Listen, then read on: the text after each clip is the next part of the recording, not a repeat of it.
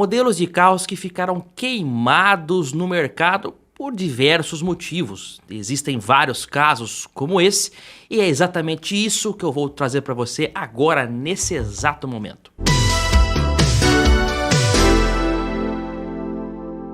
Olá amigos do canal PL, bem-vindos a esse canal, né? Muito obrigado pela audiência. Se você puder dar o joinha também no vídeo, nos ajuda bastante. Agradecer meu amigo Alexandre Vailate, lá de Nova Odessa. Ele veio até Leme para trazer esse desenho para mim aqui.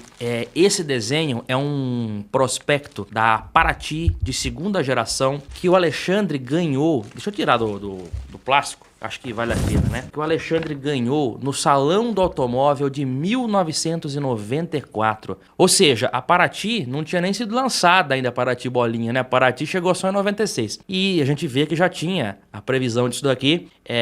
Provavelmente esse desenho foi feito pelo Luiz Alberto Veiga ou algum outro designer que participou da elaboração do projeto AB9. E tá aqui, ó. O desenho ficou com ele por 30 anos e agora ele passou para mim.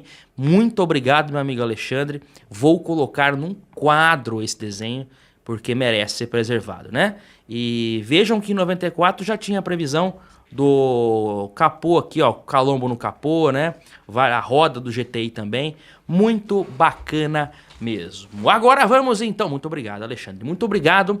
Vamos para os automóveis. O primeiro deles, Dodge 1800. Realmente é isso mesmo. É importante esclarecer que os fatos que eu vou trazer aqui hoje não significa que eu não gosto desses carros. São carros legais, inclusive. Vou trazer aqui situações, fatos que nos explicam o porquê destes modelos terem ficado aí meio com um certo preconceito, principalmente no pós-venda. Tudo começou em 1973, quando a Chrysler do Brasil precisava de um carro para fazer frente aos concorrentes Corcel, que já estava no mercado há alguns anos, e o Chevette, que seria lançado também naquele ano. Ao invés de desenvolver um carro médio do zero, eles resolveram trazer, né, um modelo pronto, que era o Hillman Avenger inglês. Claro que foram feitas adaptações para o Brasil, né? E assim nascia o Dodge 1800. Era um carro bonito, moderno para a época e com bom desempenho, só que a pressa em lançá-lo foi o início dos problemas. Logo nos primeiros meses começaram as dores de cabeça. O motor 1.8 era potente, mas sofria com superaquecimentos, falhas elétricas e vazamentos. Muitos carros quebravam ainda dentro da garantia e a rede de concessionárias Chrysler não dava conta de atender os clientes. Para piorar, as peças eram caras e difíceis de achar. O resultado, o nome Dodge 1800 virou sinônimo de carro problemático. 1800 problemas, inclusive, era algum dos apelidos jocosos que foram aplicados a esse carro. O carro era bom de andar quando andava, né? Fecha aspas para um proprietário da época. Em 1976, a Chrysler tentou reverter essa imagem negativa do modelo, dando um novo nome, Dodge Polara. Além disso, várias melhorias mecânicas e de acabamento também foram feitas. O carro ficou mais confiável, ganhou câmbio de 5 marchas e até ar-condicionado em algumas versões. A imprensa especializada elogiou as mudanças e o Polara até venceu comparativos contra o Corcel 2 e o Chevette, mas o público já tinha decidido. Ter um Dodginho era sinônimo de dor de cabeça. O Maverick nasceu nos Estados Unidos em 1969 como um compacto, acessível substituto do Ford Falcon. No Brasil, porém, a Ford quis posicioná-lo de outro jeito, como um carro esportivo e de luxo, rival direto do Chevrolet Opala. Em 1973, ele chega com pompa e estilo de muscle car, linhas agressivas e uma promessa de desempenho americano, mas a realidade seria bem diferente. O primeiro grande problema estava sob o capô. O Maverick brasileiro chegou com um antigo motor de 6 cilindros que era usado nos veículos Willys, um motor antigo, arcaico e fraco para um carro que pesava mais de 1.300 quilos. O resultado disso? Desempenho decepcionante. O público esperava um esportivo, mas recebia um carro pesado, lento e gastão. A questão do motor era resolvida com o Maverick GT V8, um verdadeiro muscle car, mas o timing foi péssimo. Ele chegou bem na crise do petróleo de 73, ou seja, o carro que mais bebia era o que menos vendia. Enquanto o Opala evoluía em conforto e acabamento, o Maverick parecia rústico, o espaço interno era apertado, principalmente no banco traseiro, e o porta-malas também era pequeno. O público brasileiro logo percebeu, o Maverick era bonito, mas pouco prático para o dia a dia. A Ford investiu também em um novo motor OHC 2.3 de 4 cilindros e em versões mais simples, porém já era tarde. O carro tinha fama de beberrão e de manutenção difícil. Em 1979, após apenas 6 anos, a Ford encerra a produção do Maverick no Brasil. Em seu lugar, surge o Corcel 2, mais leve, econômico e alinhado à nova realidade do mercado. O Maverick não foi um completo fracasso, ele marcou uma geração de entusiastas e ainda hoje é cultuado como um ícone dos anos 70, mas naquela época ele ficou longe do sucesso que a Ford esperava. O Gol foi produzido por 42 anos e é o maior sucesso da história da Volkswagen do Brasil. Inclusive eu estive na Volkswagen do Brasil semana passada. Quem não viu o vídeo, entra aí na playlist dessa nostalgia. Eu visitei a garagem Volkswagen, onde nós mostramos todos os exemplares que lá estão. Muito bacana. E o Gol superou até mesmo o Fusca em tempo de produção e em volume de vendas.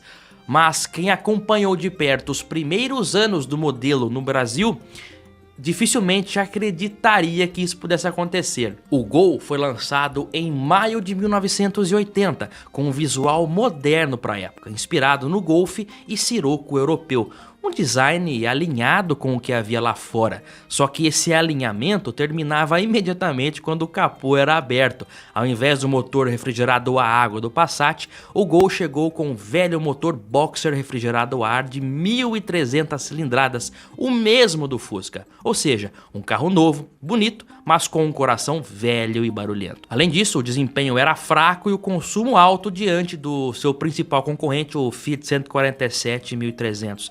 O espaço interno também deixava a desejar. A própria Brasília 1600 andava mais e tinha um espaço interno melhor. O resultado? As vendas nos primeiros anos ficou muito abaixo do esperado pela Volkswagen, né? O Gol vendeu muito menos do que os rivais 147 e Chevette. O público não via a vantagem, ele era caro, tinha um motor ultrapassado e desempenho inferior. Em 80 e 81, o Gol vendeu pouco mais de 40 mil unidades por ano. Isso é bastante, pode parecer bastante, mas é bem abaixo do que a Volkswagen sonhava, né? Aí a própria empresa percebeu que o motor era um pouco inadequado, meio fraco. Eu já tive um Gol 1300, eu não acho que o carro era tão ruim assim, mas essa é a minha opinião, né? Acho que não reflete o que a maioria pensava na época, porque o carro de fato era meio fraco, porque já em 81, um ano depois do lançamento, a Volkswagen colocava o motor 1600 no Gol, ainda refrigerado a ar. Era basicamente o mesmo motor da Brasília, eu digo assim o bloco, né? Não a parte de refrigeração, as latas. E aí sim, o Gol ganhou um novo fôlego, melhorou a imagem do carro, melhorou também as vendas e o motor refrigerado a água só chegou em 84 no GT, mas no Gol SLS só em 85, né? Então o Gol deu uma patinada. O Gol refrigerado a ar, ele é hoje uma iguaria, ele pode ser um negócio legal, diferente, mas eu já vi de perto que o Gol com motor a ar ficou queimado sim no mercado. Era um carro de difícil revenda. Quando você ia dar um carro desse na troca por outro em alguma loja, às vezes o lojista nem queria pegar esse carro, porque quando era motor a ar eles não queriam. O motor a ar era muito mal visto em Gol, tá? Hoje melhorou um pouco isso daí, mas antigamente o Gol ficou queimado com esse motor refrigerado a ar. Eu tive já 3 e posso afirmar que isso de fato aconteceu. Bonito, moderno, importado, o Fiat Tipo tinha tudo para ser um sucesso no Brasil, mas o que era para ser o novo queridinho da classe média virou um dos maiores fracassos da marca nos anos 90. O tipo chegou ao Brasil em 93, no momento de euforia. O mercado de importados estava reaberto depois de anos de restrição e os brasileiros queriam carros modernos com tecnologia europeia e design futurista. O tipo veio direto da Itália, trazendo novidades como injeção eletrônica e um visual bem diferenciado. Logo de cara, o preço assustava. Mesmo sendo um modelo médio, o tipo custava o equivalente a carros de categorias superiores. E o público brasileiro, ainda em recuperação econômica, pensava duas vezes antes de investir em um carro importado, caro e de manutenção incerta. Além disso, o maior problema foi o defeito no sistema de direção hidráulica. Os primeiros tipos tinham um problema que era o seguinte, até foi feito o recall disso daí, que era as mangueiras do sistema de direção hidráulica. Quando o usuário, o motorista, esterçava todo o volante, sabe quando dá aquele fim de curso, fim do batente? Naquele momento, aumentava a pressão no sistema e aí a mangueira não aguentava e estourava. O fluido da direção hidráulica em contato com partes quentes do motor, como escapamento, por exemplo, coletor de admissão, iniciava um incêndio, dava-se início a um incêndio. Então não é que o carro pegava fogo sozinho, era esse o problema, a mangueira da direção hidráulica.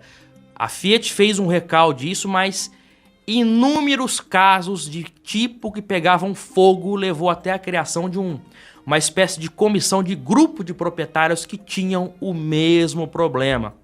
A Fiat nacionalizou o tipo em 95. Começou a fabricar ele lá em Betim, Minas Gerais, né? Tentando reduzir os custos e passar uma imagem melhor de um carro fabricado no Brasil. Mas já era tarde. A imagem do tipo estava manchada como um carro que pegava fogo à toa. As vendas despencaram e o tipo saiu de linha no Brasil em 97 com um pouco mais de 70 mil unidades vendidas, número bem abaixo do esperado pela Fiat.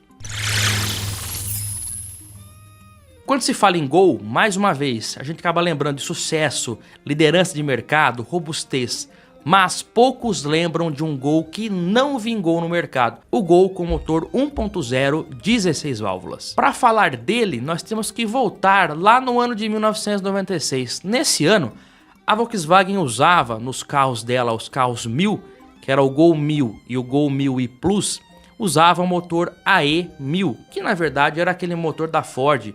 É o CHT, tá? É o CHT com 1000 cilindradas. E aí, 96 foi o último ano da Autolatina. E a Volkswagen precisaria criar um novo motor para continuar ali com a sua linha de modelos 1000. Então ela criou uma nova fábrica de motores, né? E criou o motor AT, que foi chamado de AT, e depois veio a ser o EA111. Esse motor tinha 8 válvulas e já a boa injeção MI. Em abril de 97, a Volkswagen então lançava o primeiro 1.0 multiválvulas nacional, o motor High Torque 1.0 16. O AT 8 válvulas tinha 54 cavalos, esse 16 tinha 69, era uma potência inédita para um motor de 1000 cilindradas no país. Deu tão certo que no mesmo ano era lançada a primeira perua do mercado com esse motor, né? O motor 1.0 16, que foi a Paraty 16 válvulas. O problema é que o brasileiro tinha e ainda tem aquela cultura de trocar óleo em qualquer lugar, não seguir a especificação.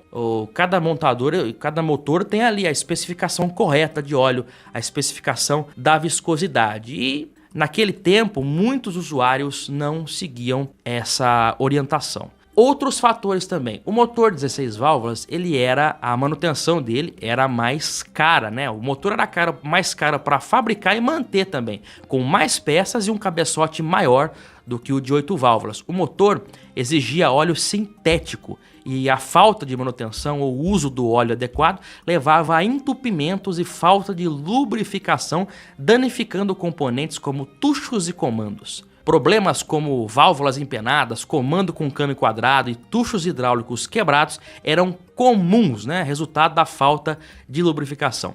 A borra acumulada no cabeçote também era um sinal de lubrificação deficiente que podia levar até ao entupimento do sistema, impedindo a circulação de óleo, fervendo, fundindo o motor. Era o que acontecia frequentemente. A Volkswagen lançou também o 1.0 turbo no começo dos anos 2000, mas ambos os casos, tanto aspirado quanto turbo, ficaram queimados no mercado e justiça seja feita. O carro não era ruim, o problema é que a manutenção dele é mais cara. Quando você compara com o motor 1.6 AP, a vantagem claramente fica com o AP. Aos poucos, a Volkswagen fez melhorias no motor 1.0 AT de 8 válvulas e deixou o preço até próximo, né, do de 16, quase que estimulando a compra do carro com motor de 8 válvulas. A Volkswagen tirou todos os motores multiválvulas da linha Gol em 2003, tanto o turbo quanto o aspirado. E esses carros ficaram, sim, desvalorizados no mercado devido a esses fatores. Manutenção inadequada, o carro fundia porque a lubrificação não estava sendo eficiente por causa do uso de óleo que não era o recomendado. E olha, esses carros têm uma fama ruim. O meu vô Irineu, ele teve um Gol G3 1.0 16 válvulas, mas eu era pequeno na época, mas eu lembro que esse carro fundiu o motor do nada também. Então, você vê, são essas histórias, né, no boca a boca popular que vai queimando a imagem do carro perante a opinião pública. É o que aconteceu com o Gol e também com todos os outros carros que eu trouxe no vídeo de hoje. E aí, qual carro você lembra que ficou queimado no mercado? E comenta aqui que eu vou fazer a parte 2, tá?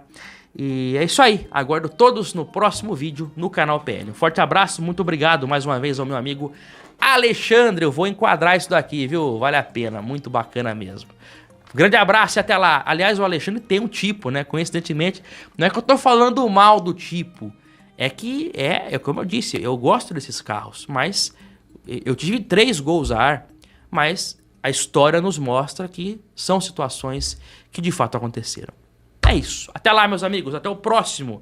Espero todos vocês. Até mais. Tchau, tchau.